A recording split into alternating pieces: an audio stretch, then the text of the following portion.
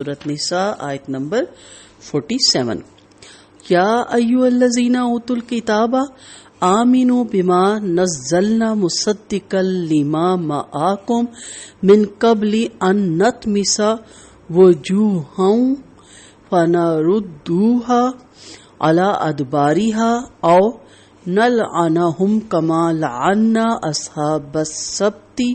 وکان امر اللہ مفعولا۔ اے لوگو جنہیں کتاب دی گئی ہے، اس پر ایمان لاؤ جو ہم نے نازل کیا ہے، اس کی تصدیق کرنے والا ہے جو تمہارے پاس ہے، اس سے پہلے کہ ہم چہروں کو مٹا دیں،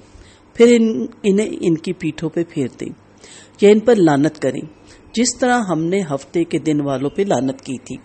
اور اللہ کا حکم پورا کیا ہوا ہے، ہمیشہ پورا کیا ہوا ہے۔ یہود کی شرارتوں کو بیان کرنے کے بعد اب اس آیت میں انہیں ایمان کی دعوت دی گئی اور ہٹ درمی سے احکام خداوندی بجا نہ لانے پر وعید سنائی کی، کیونکہ یہود عالم تھے اور علم اور معرفت کے باوجود ہٹ درمی سے کام لے رہے تھے۔ اس وعید کا تعلق یا تو قیامت کے دن سے ہے یا دنیا میں چہروں کو مس کر دینا مراد ہے،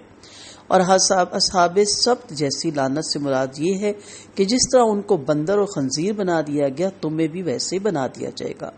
اصحاب سبت کے قصے کے لیے سورۃ اعراف میں انشاءاللہ 163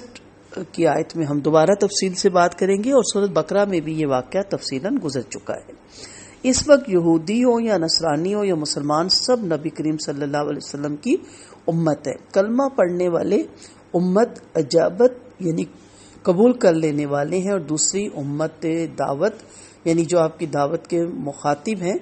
رسول اللہ صلی اللہ علیہ وسلم کا فرمان ہے، قیامت سے پہلے شکلوں کے بدل جانے، زمین میں دھس جانے اور پتھروں کی بارش کے واقعات رونما ہوں گے۔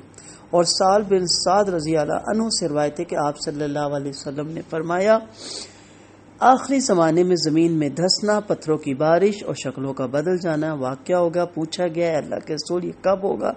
تو آپ صلی اللہ علیہ وسلم نے فرمایا، جب باجے گاجے اور گانے والیاں عام ہو جائیں گی اور شراب حلال کر دی جائے گی۔ اب بھی اہل کتاب اور ان کی روش پہ چلنے والے مسلمانوں کو ان عذابوں سے ڈر کے فوراً توبہ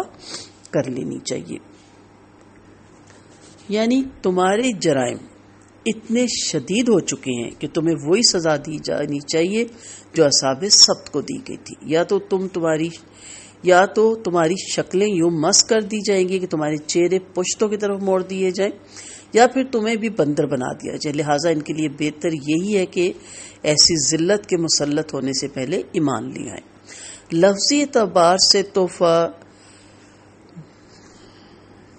فَنَرُدُّوهَا عَلَىٰ أَدْبَارِهَا کا ظاہری مفہوم وہی ہے جو مذکور ہوا، تاہم یہ الفاظ محاورتاً بھی استعمال ہوتے ہیں۔ اس صورت میں اس کا معنی یہ ہوگا کہ جو اقبال اور ترقی ہم نے تمہیں دے رکھی ہے، اسے الٹ کر تمہیں ذلت میں نہ دھکیل دیں، اور جس غلامی اور اسیری کا ایام تم پہلے دیکھ چکے ہو، اسی کی طرف لوٹا نہ دیے جاؤ،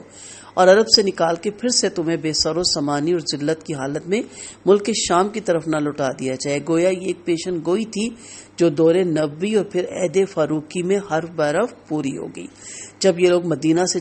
جلا وطن کیے گئے تو اپنے چولہے چکی تک اپنے سروں پر اٹھائے انہیں وہاں سے نکلنا پڑا۔ اس آیت میں دو طرح کے متبادل عذابوں کا ذکر ہے، یعنی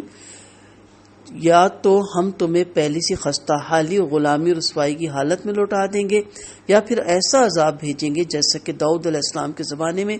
اصحاب سبت پر آیا تھا اور انہیں بندر بنا دیا گیا تھا۔ چنانچہ ان دونوں عذابوں سے پہلی صورت کا عذاب ان سرکش جہود مدینہ کے مقدر ہوا۔ ہمارے لیے بھی اس میں یہی سبق ہے کہ ہمیں جتنی جلدی ہو بغیر کسی سستی کے توبہ کرنی چاہیے، کیونکہ خدا نخواستہ ایسا نہ ہو کہ ذلت رسوائی اسلام کا، خدا نخواستہ مسلمانوں کا مقدر بن جائے۔ جو ہماری حرکتیں وہ یہود و نصارہ کو بھی شرما دیتی ہیں، کفار کو بھی پیچھے چھوڑ دیتی ہیں۔ ہم ہر وہ کام کر رہے ہیں جو کہ یہود و نصارہ نے کیا، اور کفار مکہ نے بھی کیا، مشرکین مکہ نے بھی کیا، اور آج کے دور میں بھی جو منکر قرآن ہیں، جو آپ صلی اللہ علیہ وسلم کو پیغمبر نہیں نعوذ باللہ مانتے، ہم سب کی روش بھی ویسی ہوتی جا رہی ہے۔ اللہ تعالی ہم سب کو توبہ کرنے کی توفیق عطا فرمائے، آمین۔